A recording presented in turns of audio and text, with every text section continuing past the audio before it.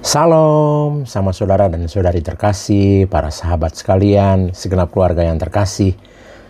Kita berjumpa lagi dalam Renungan Lentera Jiwa bersama saya, Romo Stefanus Turibius Rahmat PR. Lentera Jiwa, cahaya yang menerangi mata jiwa, mata batin kita. Cahaya yang menerangi perjalanan hidup kita, supaya hidup kita penuh dengan cahaya kebaikan dan kebenaran.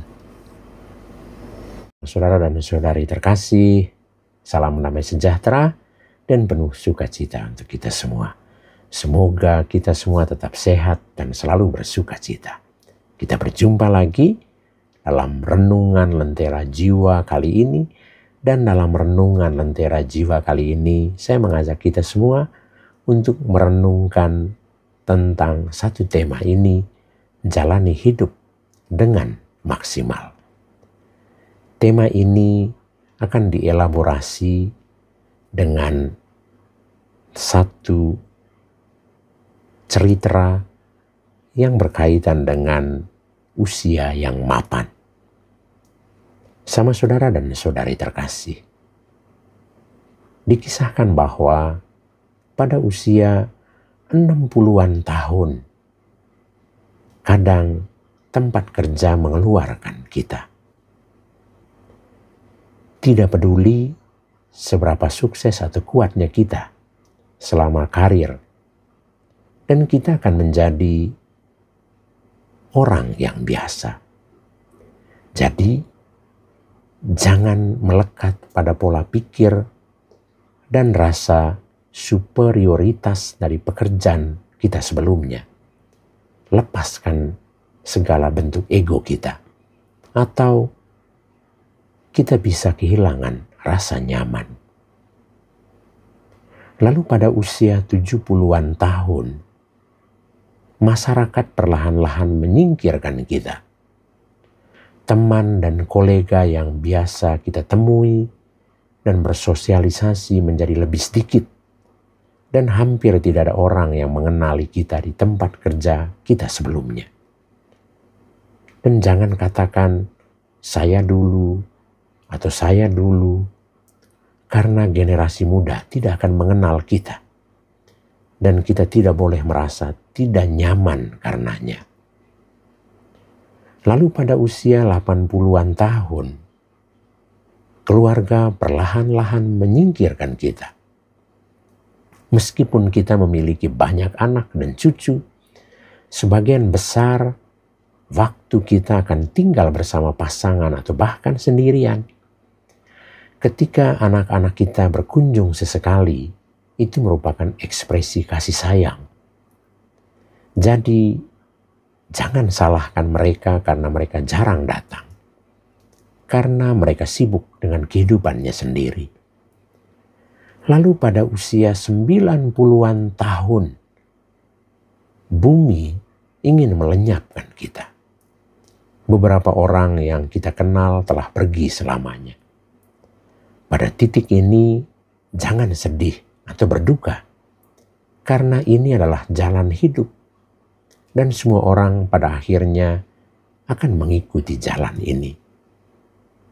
Kita ingat satu ungkapan Latin, memento mori. Kita semua pasti akan mati. Karena itu, kita perlu ingat bahwa satu-satunya pribadi yang tidak akan melupakan atau melenyapkan kita selamanya adalah Tuhan. Karena di akhir perjalanan kita di bumi ini, kita semua akan kembali kepadanya dengan pertanggungjawaban bagaimana kita menjalani hidup kita di dunia ini. Kedua, jadi lebih seringlah menyapa dan bertemu dengannya. Saya teringat akan puisi yang ditulis oleh Djoko Pinorbo yang judulnya Ponsel Saya Rusak.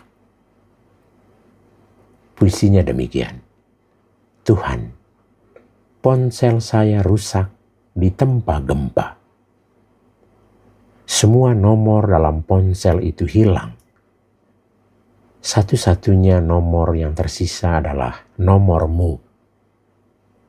Lalu Tuhan merespons, menjawab, dan nomor itulah yang tidak pernah kau sapa. Kita diajak pada poin yang kedua ini untuk sering menyapa dan bertemu dengan Tuhan dalam hidup, dalam karya-karya kita setiap hari. Bukan hanya menyapa, tapi juga mengasihi dan mencintai Tuhan dengan tulus. Lalu yang ketiga, lebih banyak berkomunikasi dengan Tuhan. Lalu yang keempat, mentaati perintah-perintah Tuhan. Dan yang kelima, pertahankan kehadiran kita bersama dengan Tuhan. Karena Dialah yang tidak pernah melupakan dan tidak pernah menyelenyapkan kita. Dia selalu menjaga kita, bahkan Dia menggendong kita ketika kita mengalami persoalan yang hebat dalam hidup ini, sehingga beban hidup kita menjadi semakin ringan. Karena itu, sekali lagi, selagi tubuh kita masih mampu jalani hidup dengan lebih maksimal. Karena Tuhan memberi kita kemampuan untuk melakukan yang lebih maksimal lagi dalam hidup ini. Tuhan memberkati kita semua.